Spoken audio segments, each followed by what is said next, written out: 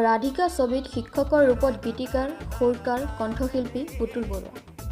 অসমৰ আগশাৰীৰ জনপ্ৰিয় শিল্পী হৈছে পুতুল বৰুৱা, যাৰ নামেই হ'ল পৰিচয়। গীতকাৰ, সুৰকাৰৰ উপৰিও কণ্ঠশিল্পী হিচাপেও পৰিচিত পুতুল বৰুৱা। অসমীয়া, আদিবাসী জনগোষ্ঠী, কাৰ্বি আদিকে ধৰি কেইবাটাও ভাষাত গীত ৰচনা কৰাৰ লগতে শ্ৰব্য গীতত কণ্ঠ নিগৰাইছে বৰুৱাই।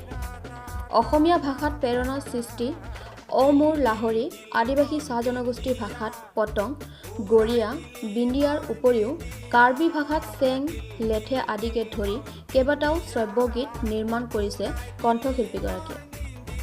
বৰ্তমান তেওঁ মংগল নায়কৰ দ্বাৰা পৰিচালনা কৰা ৰাধিকা নামৰ চুটি ছবি এখনত শিক্ষকৰ চৰিত্ৰত অভিনয় কৰা বুলি জানিব দিয়ে। তেওঁৰ গীতসমূহ পুতুল বৰুৱা নামৰ নিজা ইউটিউব চেনেলত উপলব্ধ।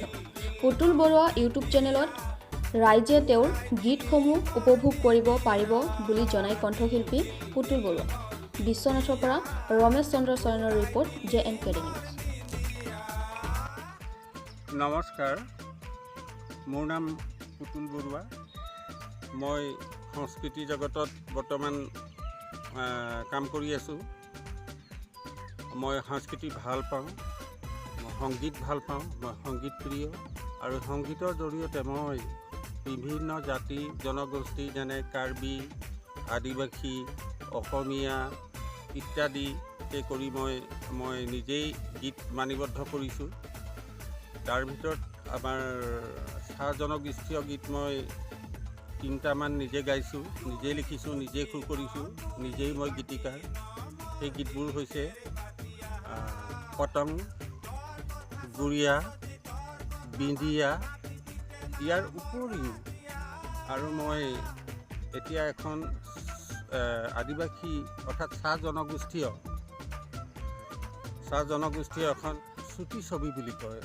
চুটি ছবি মই ৰাধিকাত অভিনয় কৰিছোঁ। আমাৰ এই অভিনয় আমাৰ এই ৰাজৈ চাহ বাগিচাত বৰ্তমান হৈ আছে। খুব ভাল লাগিছে।